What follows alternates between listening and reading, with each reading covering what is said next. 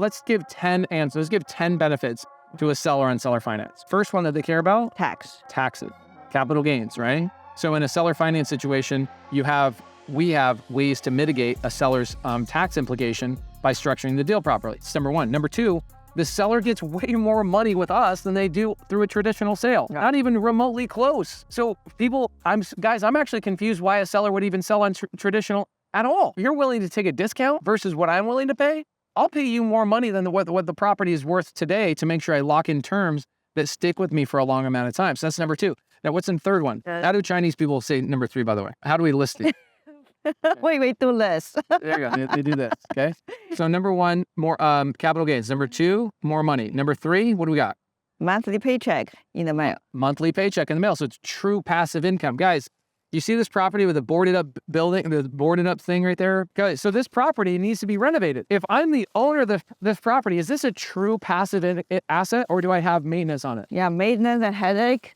Stress. Okay, so this is the thing people don't understand is that sellers actually don't have just a reliable paycheck. They have to deal with tenants, repairs. You got this kind of stuff. And you can see right here on the property, I mean, you got like moss and like mold growing on this property, right? You got wood decaying and you got things that are starting to sag and issues and all sorts of things. You've got holes in the property. You got trees falling down. When sellers own properties, they actually are not passive assets. So what's another one? They're actually pretty obvious. Let's see if we can rattle them off.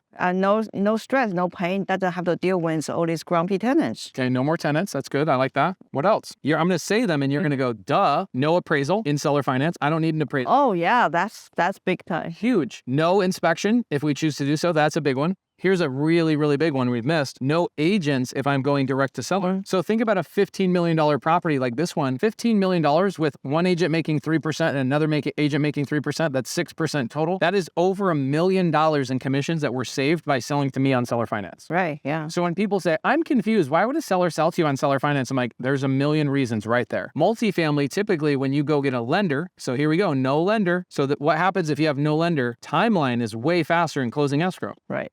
Okay. So we got this house under contract yesterday. When am I closing on it? You said Friday. Friday. Yeah. So I can close an entire $16 million asset in a matter of a couple of days. Yeah. I couldn't believe it. Crazy. Let's give you a couple of bonus ones. There's no survey. Now, in single family, we're not doing surveys. That's right, yeah. In multifamily, your surveys sometimes cost $80,000. Ooh, that hurts. It hurts, and guess who pays that? Could be the investor, or it could be the lender, or it could be the seller. It depends on. So I didn't have to borrow money from Angela, which I borrowed money from Angela on this particular deal, but I didn't have to borrow money from her to pay for a survey that was just wasted money. The survey's already been done on this thing a long time ago. I don't need to do another survey, so it saves money there. So now we got 11 reasons why. Okay, 12th reason why is because there's a secure tie to their investment. So let's say a seller sells with an agent on this deal.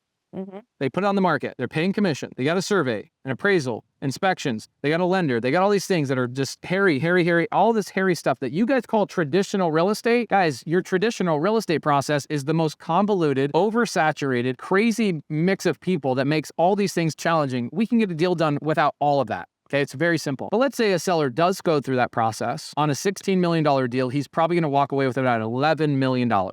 Wow. Okay, $11 million. What is he going to do with that $11 million? They're going to take that $11 million and in their retirement, they're going to live on that $11 million and eat away at it. What would be better is maybe loan me the money to buy the property from you. So be my seller, finance me. I'll make steady payments to you every month. Angela already listed that. But more importantly is the security that loan is attached to is an asset that you actually understand as the seller. Seller owns this property for 10 years. That's right.